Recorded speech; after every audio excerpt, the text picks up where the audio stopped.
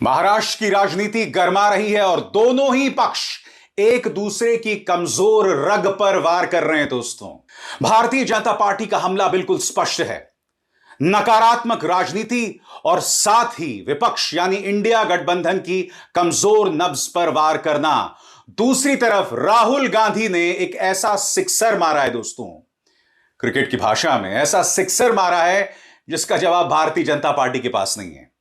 क्योंकि भारतीय जनता पार्टी तो महाराष्ट्र के अंदर अभी इस वक्त राजनीति पूरी तरीके से गरमाई हुई है, या फिर यूं कहिए कि राहुल गांधी ने मोदी जी को पूरी तरह से पछाड़ दिया है। राहुल गांधी के सामने प्रधानमंत्री नरेंद्र मोदी जी काफी बड़े बड़े नारे लेकर आ रहे हैं, लेकिन किसी भी तरह से राहुल गांधी का कार्ड नहीं ला पा रहे। दोस्तों, बीजेपी की तरफ से जो नारा दिया गया है कि एक रहेंगे तो सेफ रहेंगे, किस तरह से राहुल गांधी ने उसकी बखिया उधेड़ कर रख दी है। दोस्तों, हमारे साथ वरिष्ठ पत्रकार मौजूद हैं अभिसार शर्मा जी, उनकी इस रिपोर्ट को आप लोग जरा गौर से सुनिए। महाराष्ट्र की राजनीति गर्मा रही है और दोनों ही पक्ष एक दूसरे की कमजोर रग पर वार कर रहे हैं। दोस्तों, भारतीय जनता पार्टी का हमला बिल्कुल स्पष्ट है।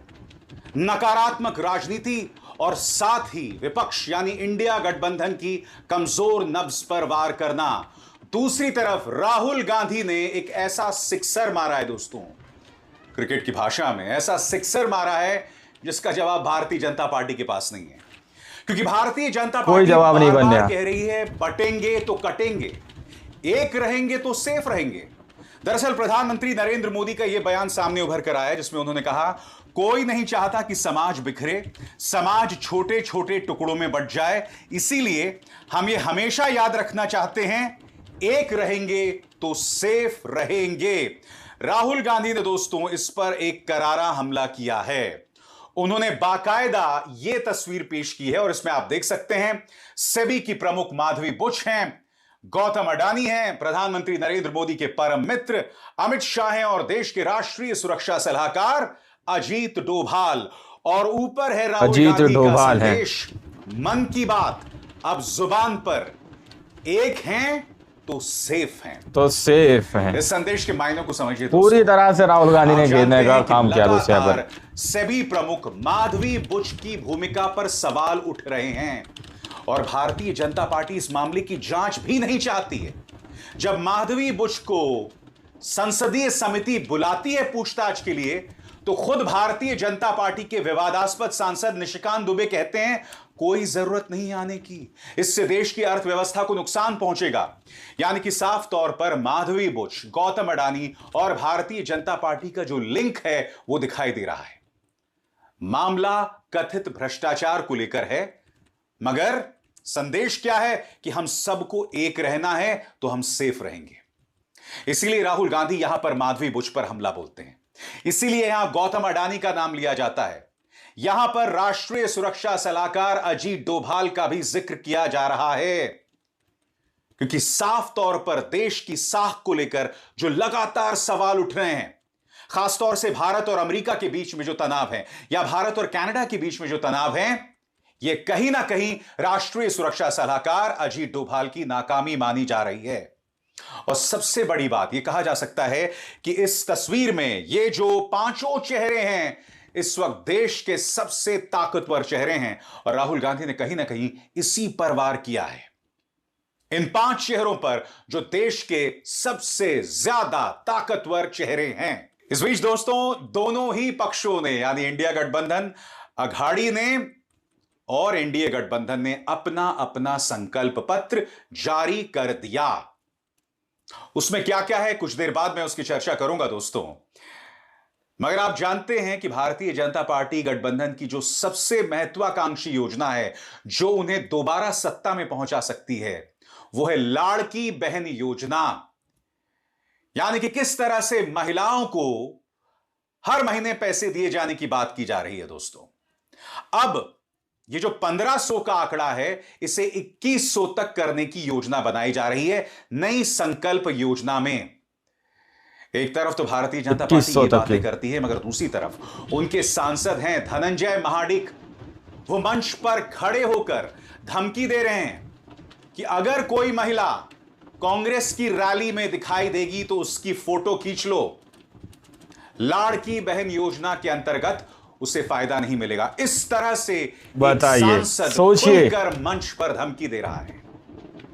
खुलकर मंच से धमकी दी जा रही, फोटो खींच लो, समर्थन देते फिर उनको योजना का यानी लाभ कि नहीं विपक्ष मिलेगा। के लिए सोचिए, वोट करने वाले जो लोग हैं वो क्या इस देश की जनता नहीं? मैं जो आपसे बार बार कहता हूं दोस्तों, भारतीय जनता पार्टी की जो सोच है कि अगर प्रधानमंत्री की आलोचना करोगे तो पाकिस्तान चले जाओ, ये सिर्फ वामपंथियों के लिए या कांग्रेस के लिए या उन पत्रकारों के लिए नहीं है जो सत्ता से सवाल करते हैं। ये देश की गरीब जनता के लिए भी है जो विपक्ष में अपना विश्वास जतलाती है। और शर्मनाक बयान धनंजय महाडिक का, इस बयान को लेकर बवाल हो गया है और कहीं ना कहीं इसके जरिए भाजपा के संकल्प पत्र पर, भाजपा गठबंधन के यानी महायुति के गठबंधन पत्र पर सवाल उठाए जा रहे हैं, उनके संकल्प पत्र पर सवाल उठाए जा रहे हैं। सुनिए क्या कहा था धनंजय महाडिक में, मराठी में बयान है और उसके बाद मैं प्रतिक्रियाएं सुनाऊंगा। तुम्हाला सांगतो, जर इथं काँग्रेसची रॅली बिली निघाली आणि त्यामध्ये जर तुम्हाला महिला दिसल्या ज्या 1500 रुपये आपल्या योजनेच्या घेतात, त्यांचे फोटो काढून घ्या, फोटो काढून घ्या, त्यांची नावं लिहून घ्या। कारण बरोबर आहे का नाही? म्हणजे घ्यायचं आपल्या शासनाचं आणि गायचं त्यांचं असं नाही चालणार। जर कोण आणखी अनेक ताया महाराष्ट्रामध्ये छाती बडवाल, आम्हाला नकोत पैसे, आम्हाला नकोत, आम्हाला सुरक्षा पाहिजे, पैसे नकोत, पैसे नकोत, राजकारण करता या पैशाचं। काँग्रेसच्या सभेला जर महिला दिसल्या जाऊन फोटो काढायचे, काँग्रेसच्या रॅलीमध्ये महिला दिसल्या जाऊन फोटो काढायचे, फोटो आमच्याकडे द्या, आम्ही व्यवस्था करतो त्यांची, आम्ही व्यवस्था करतो त्यांची। कांग्रेस नाराज है। पार्टी की सांसद प्रणीत शिंदे ने कहा है, मैं चुनौती देती हूं, मेरी भी फोटो लीजिए। ये महाराष्ट्र की संस्कृति नहीं है। और प्रणीति शिंदे कहीं ना कहीं अपने इस बयान के जरिए एक तीर से कई शिकार कर रही हैं। वो भारतीय जनता पार्टी के उस नारे पर भी निशाना बना रही हैं, बटेंगे तो कटेंगे। और यहां पर सिर्फ प्रणीति शिंदे बटेंगे तो कटेंगे का जो नारा दिया गया है, नारे पर आपत्ति नहीं जाहिर की है। मैं आपको बतलाऊंगा कि खुद भाजपा गठबंधन में ऐसे नारे को लेकर जो है असहजता है। सुनिए प्रणीति शिंदे ने किस तरह से प्रहार किया धनंजय महाडिक पर, देखिए। तुम्ही बघितलं तर तुम्हाला क्यू येईल, क्यू ज्या पद्धतीत त्यांनी भाषण केलं आणि म्हणजे महिलांना तुच्छ स्थान देणारं हे भारतीय जनता पक्षाचं आहे। 1500 रुपये आपल्या योजनेच्या घेतात, त्यांचे फोटो काढून घ्या, फोटो काढून घ्या, त्यांचे नाव फोटो खींच लो, साफ तौर पर कहा जा रहा है, वो बयान सुनाया जा रहा है यहाँ पर दोबारा उनका। तुम्हाला महिला दिसल्या ज्या 1500 रुपये आपल्या योजनेच्या घेतात, त्यांचे फोटो काढून घ्या, फोटो काढून घ्या, त्यांची नावं लिहून घ्या। कारण बरोबर आहे का नाही? म्हणजे घ्यायचं आपल्या शासनाचं आणि गायचं त्यांचं असं नाही चालणार। जर कोण आणखी अनेक ताया महाराष्ट्रामध्ये छाती बडवाल, आम्हाला नकोत पैसे, आम्हाला नकोत, आम्हाला सुरक्षा पाहिजे, पैसे नकोत, पैसे नकोत, राजकारण करता या पैशाचं। काँग्रेसच्या सभेला जर महिला दिसल्या जाऊन फोटो काढायचे, काँग्रेसच्या रॅलीमध्ये महिला दिसल्या जाऊन फोटो काढायचे, फोटो आमच्याकडे द्या, आम्ही व्यवस्था करतो त्यांची।